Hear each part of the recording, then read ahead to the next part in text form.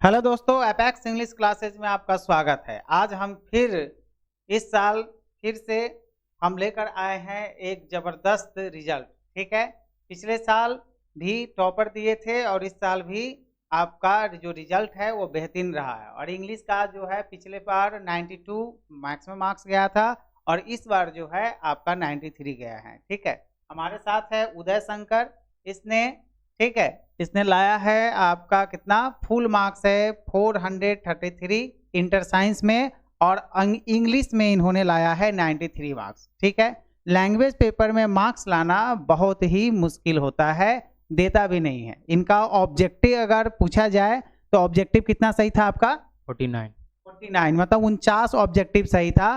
और 49 में अगर आप 93 में से 49 घटाइएगा तो 44 नंबर सब्जेक्टिव में मिला हुआ है इनका, मतलब बेहतरीन मार्क्स है, कोई शक की बात नहीं है। ठीक है, आप टॉपर का भी रिजल्ट देखिएगा, बिहार बोर्ड टॉपर का, तो इंग्लिश में लैंग्वेज पेपर में ज़्यादा मार्क्स नहीं रहते हैं। ठीक है, तो आज इस कड़ी में हम लेकर आए हैं, इनसे कुछ बातचीत करेंगे जिससे आपको मोटिवेशन मिलेगा और किस प्रकार से लैंग्वेज सब्जेक्ट में अच्छे नंबर ला सकते हैं, और भी सब्जेक्ट में ये आज इनसे बात करेंगे। ठीक है, पहले अपना नाम बताओ उदय शंकर। ठीक है, उदय शंकर तो नाम है ही, फिर इनसे जान लेते हैं।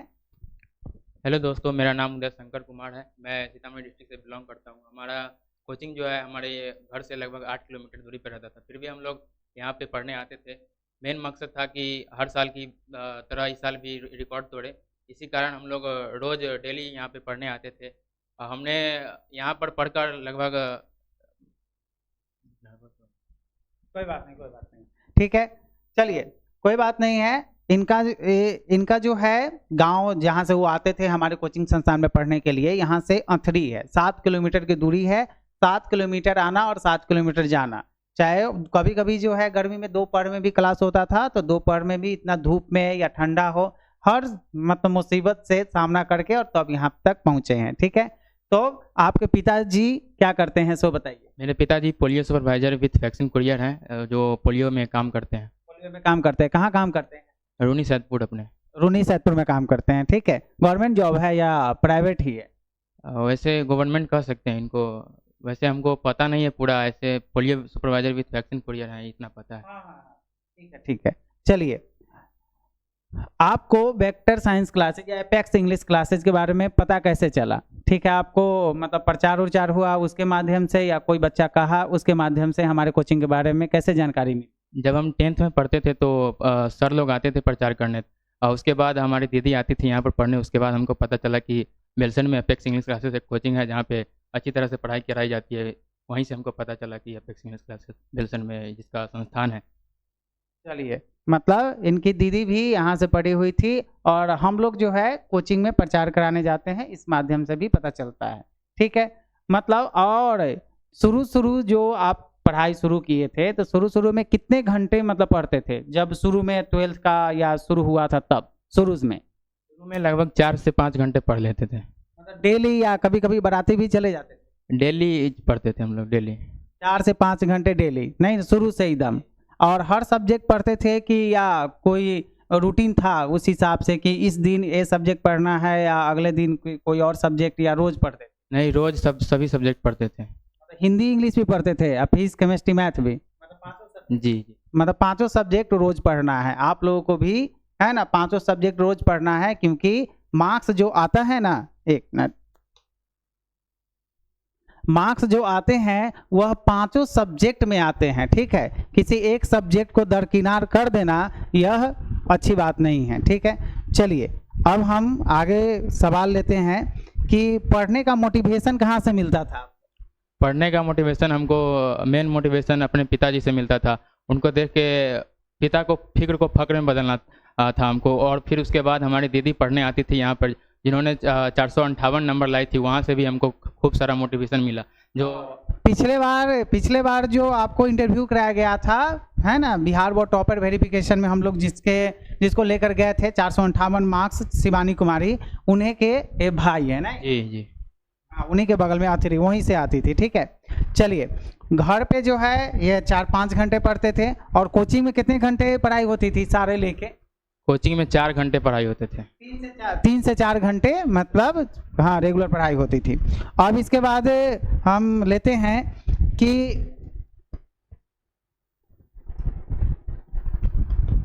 अच्छा ऑनलाइन क्लास भी ज्वाइन किए हुए थे अपेक्स इंग्लिश क्लासेज का, या सिर्फ ऑफलाइन में ही पढ़ते थे? ऑफलाइन में पढ़ते थे, उसके बाद ऑनलाइन में क्या होता था कि ऑब्जेक्टिव सब डालते थे सर जी, वहाँ से देख लेते थे तो वहाँ से पूरा कवर हो जाता था। और टेस्ट भी देते थे ऑनलाइन में? ये टेस्ट भी एप्लीकेशन पे टेस्ट देते थे और यूट्यूब पर भी टेस्ट चलता था तो उसमें भी अपना टेस्ट देते थे।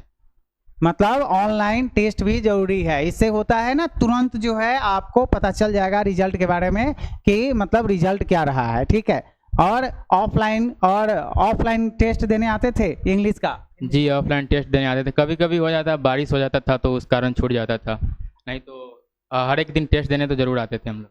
और इंग्लिश का टेस्ट या हिंदी का टेस्ट, लैंग्वेज पेपर का टेस्ट देकर आपको मतलब एग्जामिनेशन में कैसा लगा? जब एग्जामिनेशन में सामने क्वेश्चन आया तो कैसा लगा, मतलब इजी लगा या टफ लगा या क्या? जी टेस्ट देते थे तो उससे पता चल जाता था कि हम लोग एग्ज़ाम में कितना लिख सकते हैं। हम लोग टेस्ट में जब देते थे तो लगभग 90+ मार्क्स आ जाता था, तो एग्ज़ाम में भी गए तो क्वेश्चन देखे तो एकदम सब पढ़ाया हुआ लग रहा था, तो वहाँ पे सभी क्वेश्चन बनाए जिसके कारण इंग्लिश में 93 मार्क्स आ गए।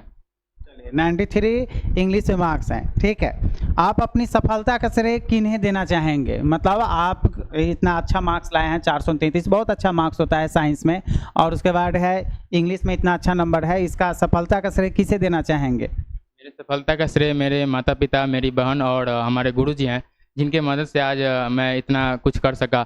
मेरे पिताजी पढ़ाई में किसी भी चीज़ का कमी नहीं होने देते, जैसे कॉपी हो गया, पेन हो गया। माताजी जो हैं वो घर की रेख देख में खाना पानी ये सब में ख्याल करती थी, और बड़ी बहन जो थी वो पढ़ाई से रिलेटेड कुछ भी आके हमारे सामने बैठती और क्वेश्चन पूछती, जिससे पता चलता कि हमको कितना आता है।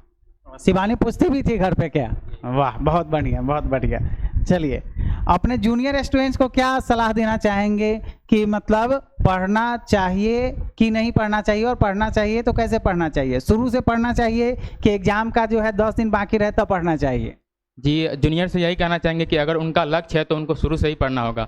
शुरू से पढ़ने से क्या होता है कि शुरू से सभी चीज़ कवर रहता है तो लास्ट में ज़्यादा दिक्कत नहीं करनी पड़ती है। लास्ट में सिर्फ रिवीजन करके हम लोग आगे एग्ज़ाम की तैयारी कर सकते हैं। मतलब लास्ट में जो है रिवीजन और टेस्ट, बस यही ना?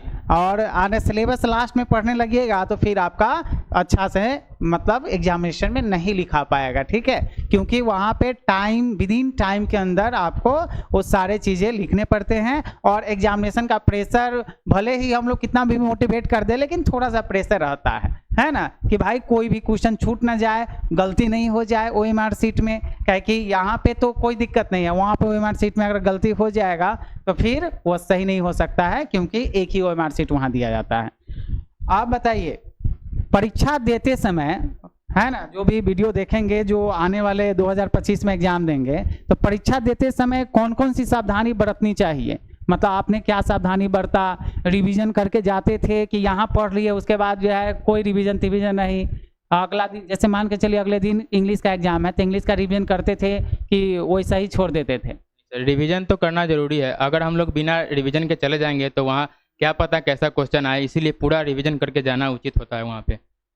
और जो एग्जामिनेशन देते समय जब से परीक्षा हॉल में बैठे हुए हैं तो वहाँ पे क्या क्या सावधानी बरतनी चाहिए जिससे बच्चा का मार्क्स नहीं कटे? या जो टाइम है, टाइम का जो है बहुत सारे स्टूडेंट इशू बनाता है, क्या टाइम ही मेरा कम गया या ऐसा, ठीक है, तो इसके लिए क्या सावधानी बरतनी चाहिए? इसके लिए पहले जितना जल्दी हो सके उतना ऑब्जेक्टिव पहले कवर कर लेने चाहिए। उसके बाद सब्जेक्टिव में टिक लगा लेना चाहिए हमसे कौन बनने वाला है कौन नहीं बनने वाला है, जिससे टाइम का थोड़ा बचाव हो पाता है। और लास्ट में मिलाना चाहिए हमसे कितना बना है कितना नहीं, अगर छूटा होता है तो लास्ट में वो भी बन जाता है। अगर इससे सभी ऑब्जेक्टिव अगर पहले ही पूरा कर लिए हैं, उसके बाद सभी जो टिक लगाए हुए बना लिए हैं, तो उसके बाद जो टाइम बचता है उससे पता चलता है कि पूरा बना हुआ है या नहीं बना हुआ है। मतलब कहने का इन द सेंस है कि ऑब्जेक्टिव सब्जेक्टिव दोनों कॉपी एक ही साथ दे देता है कि अलग अलग टाइमिंग में? पहले ऑब्जेक्टिव लिया जाता है, इसलिए पहले ऑब्जेक्टिव करना जरूरी होता है। और सब्जेक्टिव का कॉपी साथ ही रहता है या बाद में देता है? सब्जेक्टिव का कॉपी वो बाद में देते हैं जी, पहले ऑब्जेक्टिव देते हैं उसके बाद सब्जेक्टिव देते हैं। मतलब कहने का सेंस है कि ऑब्जेक्टिव आप जितना जल्दी आप बना लीजिएगा, सब्जेक्टिव आपको उतना ही ज़्यादा टाइम मिलेगा बनाने के लिए, ठीक है। हालांकि ऑब्जेक्टिव क्वेश्चन अगर बना लीजिएगा सही सही तो आपके मार्क्स जो है ऊपर जाने के चांसेस बहुत ज़्यादा रहते हैं, क्योंकि सब्जेक्टिव तो लोग लिख ही लेते हैं, लेकिन ऑब्जेक्टिव में अगर जितना नंबर कम आ उतना काम हो गया ख़त्म, ठीक है। चलिए, माँ पापा का जो है सहयोग है वह कितना रहा है? आपको घर का भी काम करने के लिए बोलते थे या सिर्फ पढ़ाई पर मतलब मम्मी पापा फोकस करने के लिए कहते थे? मम्मी पापा तो सिर्फ पढ़ाई पे फोकस करने के लिए ही करते थे, लेकिन हमको तो कुछ करना चाहिए ना घर में। जैसे हम बड़े बेटे हैं तो हमको तो फर्ज बनता है कि घर में क्या काम करना चाहिए हमको। सिर्फ पिताजी करेंगे तो कैसे होगा, इसीलिए कुछ टाइम निकाल के हम लोग भी काम करते थे उनके साथ।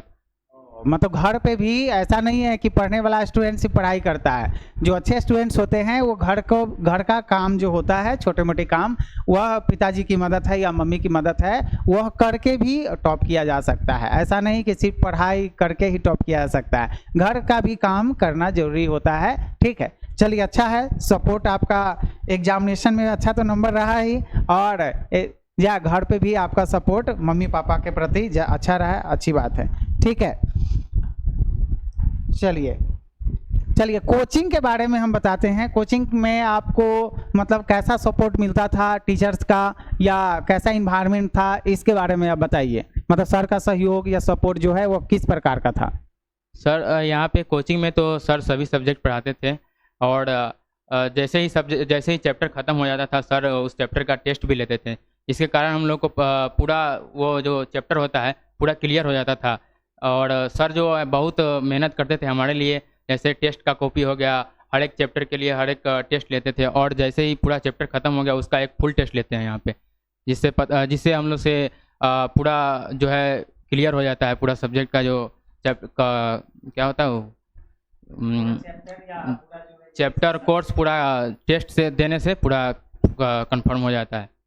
मतलब चैप्टर 1 पढ़े और उसका अगर टेस्ट हो गया, ठीक है, ऑब्जेक्टिव टेस्ट या सब्जेक्टिव टेस्ट, अंत में सब्जेक्टिव टेस्ट होता है, या पहले भी हम समरी का ले लेते हैं, तो उससे क्या होता है कि बच्चे में कॉन्फिडेंस आता है कि भाई आप लिख सकते हैं कि नहीं लिख सकते हैं एग्जामिनेशन में। चलिए, अच्छी बात है। उसके बाद हम नेक्स्ट क्वेश्चन लेना चाहेंगे आपसे। स्टूडेंट को शुरू से मेहनत करना चाहिए कि अंत में मेहनत करना चाहिए? मतलब शुरू में आप कितना मेहनत करते थे, सो बताइए।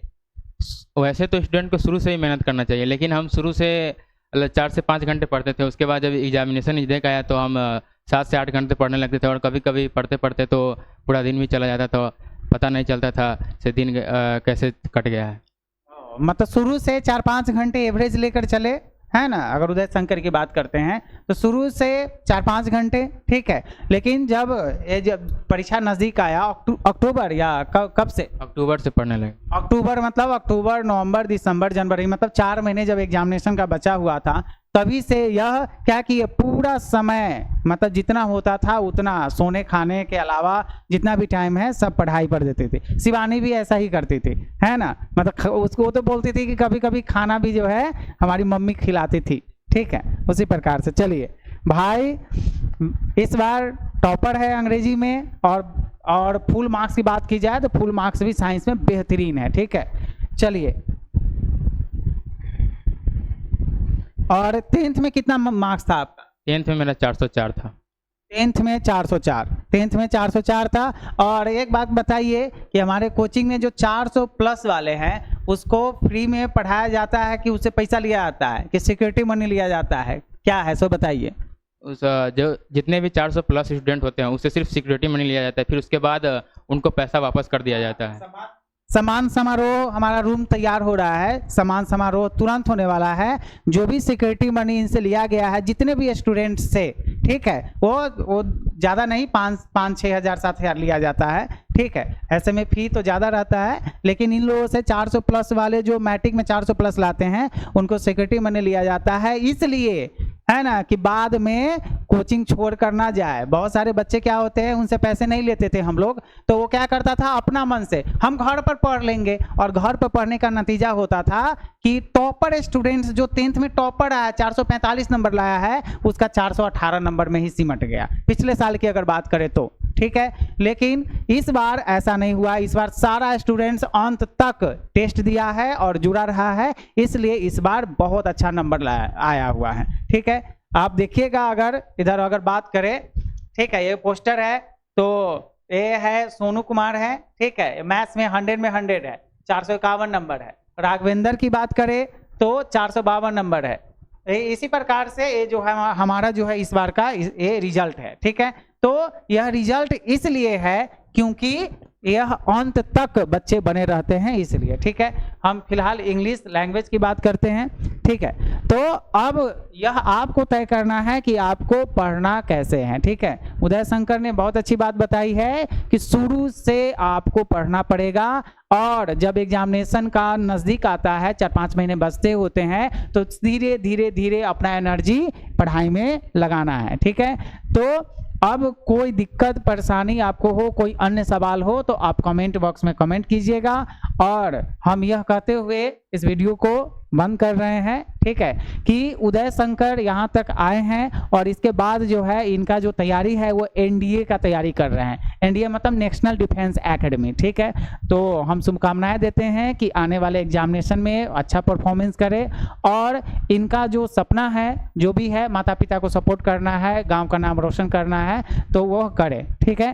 तो उदय शंकर एनडीए की तैयारी जो अभी कर रहे हैं उसके लिए अभी पढ़ रहे हैं या पढ़ाई थोड़ा सा बाधित हो गया है? नहीं, पढ़ रहे हैं। लाइव का यूट्यूब पर बहुत सारा क्लास है, वहीं से कर लेते हैं और उसके बाद फिर उसको रिवीजन करते रहते हैं। मतलब एनडीए का क्लास जो है यूट्यूब पे बहुत सारे है, तो यहाँ गांव में तो एनडीए का बैच चलता नहीं है।